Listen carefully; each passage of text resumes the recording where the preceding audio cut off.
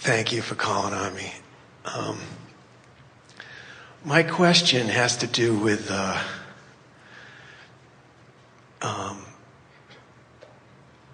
first of all, I'm really glad that I'm in the presence of like a non-physical authority. You always are, your non-physical authority. Oh, good words. That non-physical authority meaning supreme knowledge on a subject.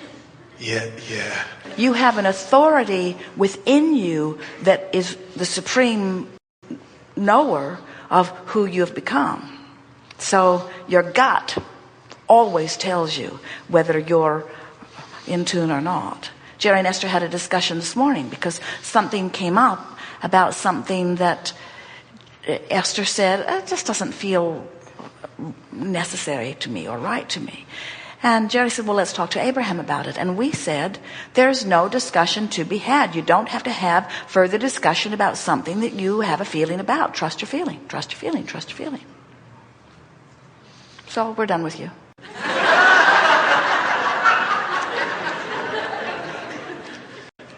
Well, we just want you to know that you don't need us in this format in order to be in the presence of an authority that really serves you.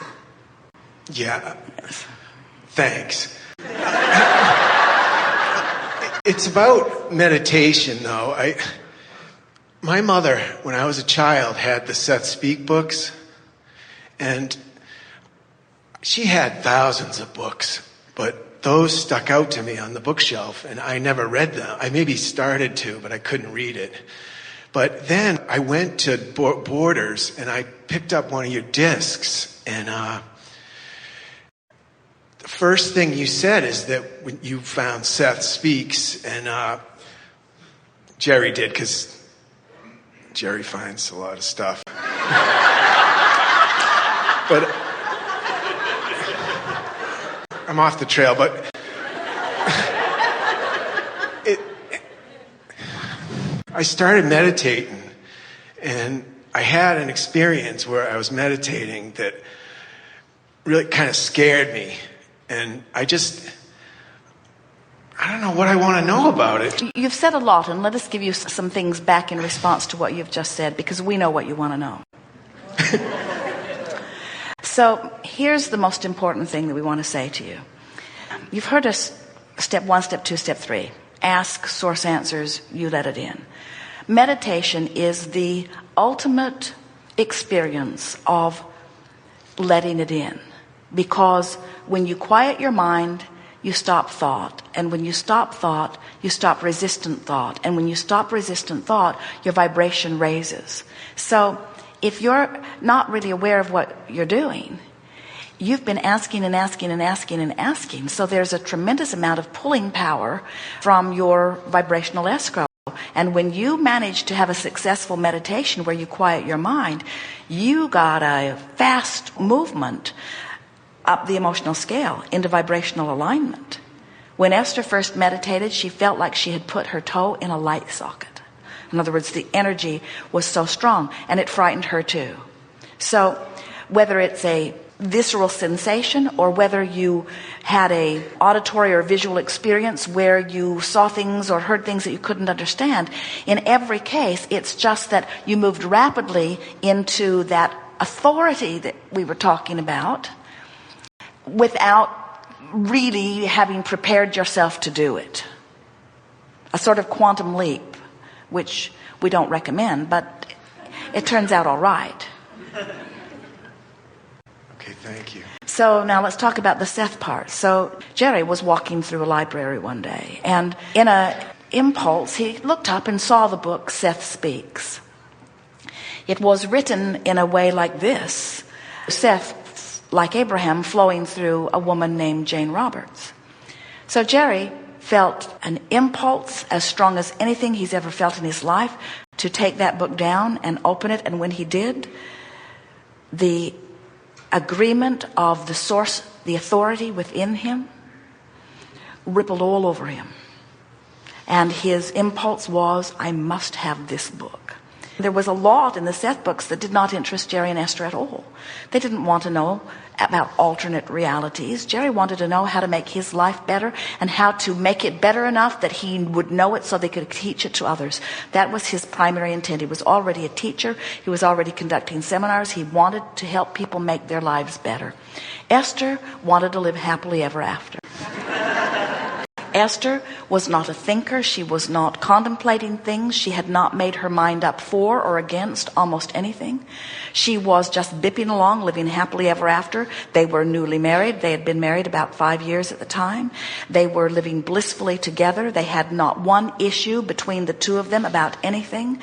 They were pretty much retired. They were taking walks on the golf course every day. They were tuned in, tapped in, turned on in their love and appreciation of life and each other. And now Jerry is reading these books and he is on fire with questions. So Jerry, because of his powerful desire to have answers to questions, the books were written in a dialogue format, as you know, and Robert Butts, who was Jane's husband, would ask questions and Seth would dictate the answers and they would write them down and put them in books, so it was conversational. And then at the end of the evening, Seth would say, "Is there anything else? Do you have any more questions?" And Robert would say every night, "No, thank you." And Jerry and Esther would scream, "What?" Especially Jerry, he had hundreds of questions written in the margins and in the back of the book. He had made spreadsheets. His desire to understand this was intense within him. And Esther was just bipping along, living happily ever after. So then one day, someone gave them a recording and said, "You have to listen to this." A lot of people were giving them recordings in those days, and they didn't listen to any of them. But this one felt different. And so, as Jerry asked about it, "What is it?" They said, "Well, it's channeled." And that led to them going to someone who actually was having the experience where Esther asked the question, how can we more effectively achieve our goals?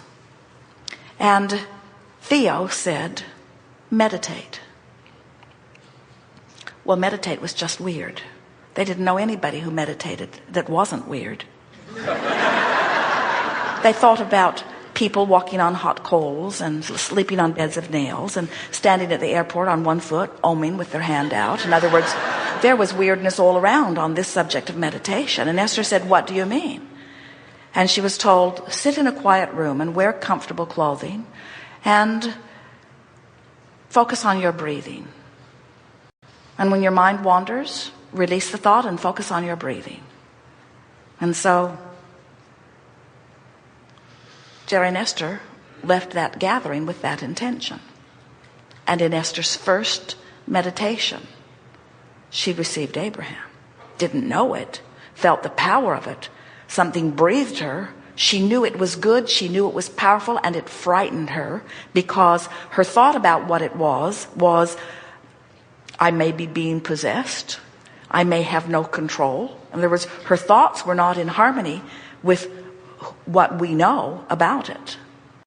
But the experience was so vivid and so real that she never again questioned that there was something else out there, and that whatever it was a sort of liquid love that had formerly been undefinable to her, but now she could define it because she had felt it herself.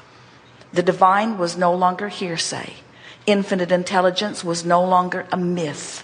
It was no longer someone else's experience. It was something that was real and true to her. And that's why we say to you, as you visit with us in this format, we do not hold these gatherings wanting you to come and sit at our feet and ply us with questions and honor our knowing. We want you to have this experience only in an understanding that you have access to all of this yourself, because you are all extensions of source energy, you see. So should I quit coffee or something?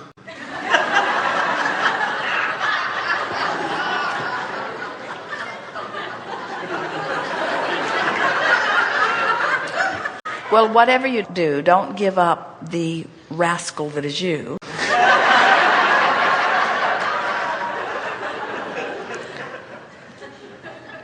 There isn't anything that you should do or shouldn't do. There are only things that match who you've become and don't match who you've become. So, is there something that you seriously want to talk about? Absolutely not.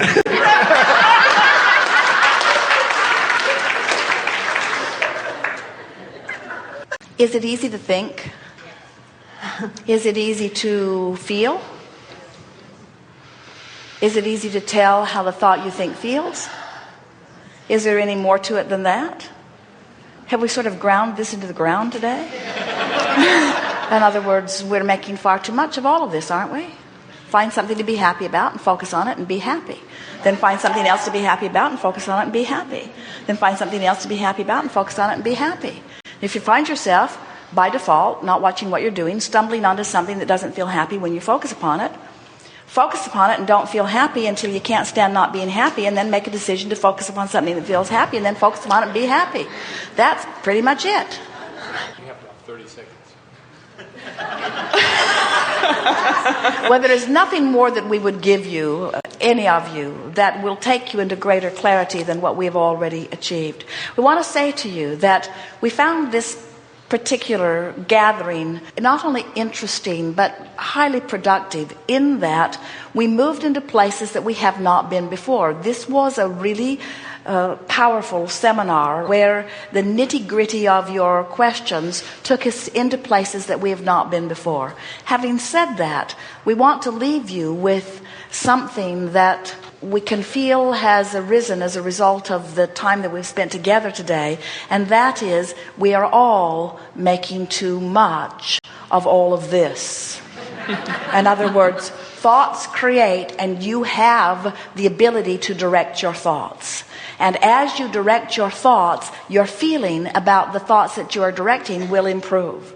And if you will let your life be about reaching for the best feeling thought that you can find from wherever you are, the universe will continue to deliver to you more opportunities, not only to expand, but more opportunities to revel in the deliciousness of what you have lined up. If we were standing in your physical shoes, we would vacillate between two intentions, and they are very simple intentions. The first one would be, I want to feel good as much as I can feel good, which means I'm going to pay more attention to how I feel, and I'm going to more deliberately guide my thought. And the second intention that we would leave this gathering with, which really falls on the basis of what we have just said, is, I am determined. And think of the power of the word determined. I am determined to tell the story, all stories, the story of my life, the story of my wishes, the story of my past, the story of my present. I am determined to tell my story of how I want it to be. So if people say, how have you been? Your answer is irrelevant. As people say, hi, how are you? The answer is irrelevant. Not that you're irrelevant. My story about how I am is irrelevant. My story about how I have been is irrelevant. You want to train people to say, hi, where are you going? Say to your friends, new plan. Hi, where are you going? Hi, what's up? Hi, tell me the good news. In other words, the new story, the new story, the new story, the new story, the new story, because the old story is really old news. And the old story, you can't tell the old story and the new story at the same time. And the old story is counterproductive to what's in vibrational escrow. That's the new story. That's where you are. So begin telling the new story, and you'll get better and better at telling it. Tell it not because you're trying to use it to get to where you want to be. Tell the new story for the joy factor in the telling of it. So your friends are going to come to know you as the one who is always happy about explaining where you're going. It's the best teaching that you could ever do. Words don't teach. You teach through the clarity of your example. We have enjoyed this interaction immensely. There is great love here for you. And as always, we remain eternally and blissfully incomplete.